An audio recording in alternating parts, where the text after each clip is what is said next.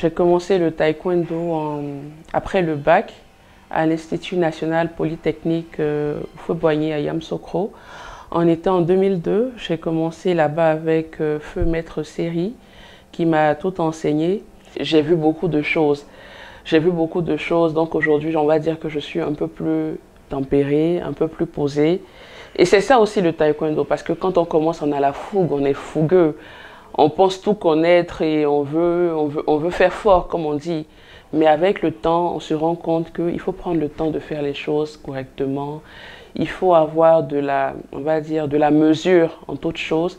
Il faut être posé, il faut savoir prendre des décisions correctes et justes. Et pour prendre des décisions correctes et justes, il faut avoir de la mesure, il faut être calme. Donc il faut prendre beaucoup de recul.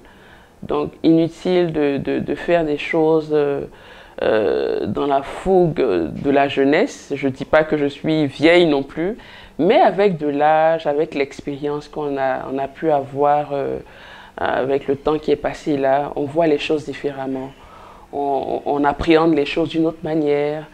Alors on est plus généreux, on est moins à l'attaque, quoi. On est beaucoup plus posé. Donc, étant une femme, moi, j'encourage toutes les autres femmes à pratiquer du sport. On peut faire de la marche, on peut faire de la gym, même de la danse. Tout ça, c'est du sport. Et il est important, il est même primordial de faire du sport. Aujourd'hui, on a plein de maladies cardiovasculaires qui font surface parce qu'il y a un défaut de sport. Aujourd'hui, pour aller au salon de coiffure, la femme va prendre sa voiture, elle va aller au salon qui est à quelques mètres de la maison alors qu'elle peut marcher. Elle peut marcher pour aller à la messe, elle peut marcher pour aller à la mosquée, pour aller au marché, alors on les voit, elles vont prendre des taxis, elles vont prendre leur voiture. Il faut marcher, il faut faire du sport, il faut faire même beaucoup de sport. Au moins 3 fois par jour, en raison de 1 à 2 heures à chaque séance. C'est important, c'est vraiment important. Donc moi, j'encourage toutes les femmes à faire du sport. À un moment donné, les hommes sont obligés, qu'ils le veuillent ou non, on va dire de céder leur place. Parce que, en plus, si ces femmes-là ne sont pas compétentes, on pourrait dire que bon, voilà. Mais les femmes sont tout à fait capables de faire exactement ce que les hommes font. On a les mêmes gènes, on est constitués pareillement. Donc, ce qu'un homme peut faire, une femme peut faire. Ce qu'un homme peut penser, une femme peut penser. Voilà. Donc, c'est sûr que ce n'est pas évident pour les hommes. Mais la révolution de la femme, du genre est en marche et nous sommes prêtes à aller le plus loin possible.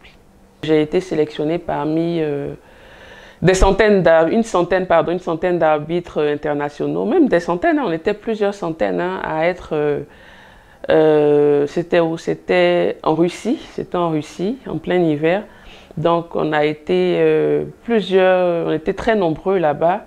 Et heureusement, j'ai été sélectionnée. C'est comme ça que j'ai été la première femme arbitre noire à participer à des Jeux Olympiques. Donc c'était à Rio en 2016. J'ai pu faire ce que je voulais, ce que j'aimais vraiment. J'ai pu arbitrer des combats lors d'un tournoi olympique. C'était vraiment un rêve qui devenait réalité. Et j'avais toujours en moi, en fait, ce truc-là qui me disait, il faut croire, tu peux y arriver. Il faut croire, il faut toujours croire que tu as la capacité d'arriver au bout. Et c'est ce que j'ai fait. J'ai jamais hésité, j'ai jamais douté de moi. Et j'avais mes parents, j'avais mes amis qui m'encourageaient à chaque fois. Et donc, c'est comme ça que je suis partie à Rio et je suis revenue avec 2 médailles, les médailles de Cissé Cheikh et celles de Ruth. Ce n'étaient pas des médailles pour moi, mais c'était des médailles pour la délégation ivoirienne.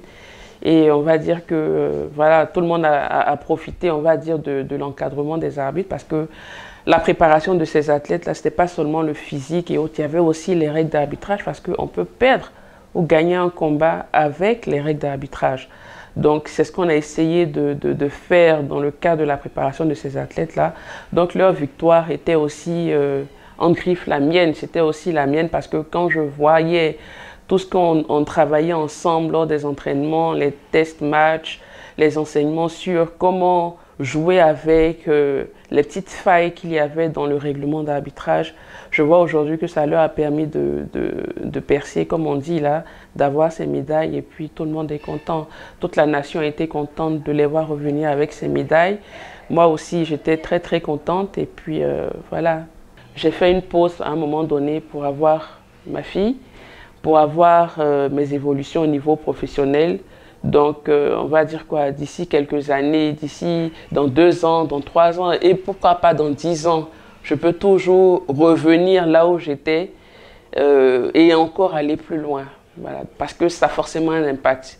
Si j'étais un homme, ça allait pas être compliqué, parce que voilà, mais étant une femme, c'est forcément beaucoup plus compliqué. J'en connais, hein, je connais des arbitres internationaux dames étrangères qui ne sont pas ivoiriennes aujourd'hui, qui ont dépassé la quarantaine, qui n'ont pas pu se marier ni avoir d'enfants. Et quand on en parle, je vois beaucoup de regrets dans leur regard. Et moi, je ne voulais pas être comme ça. Donc, à un moment donné, j'ai fait une pause pour ma carrière et pour ma vie de famille. Mais je ne regrette rien. Bien au contraire, je suis contente.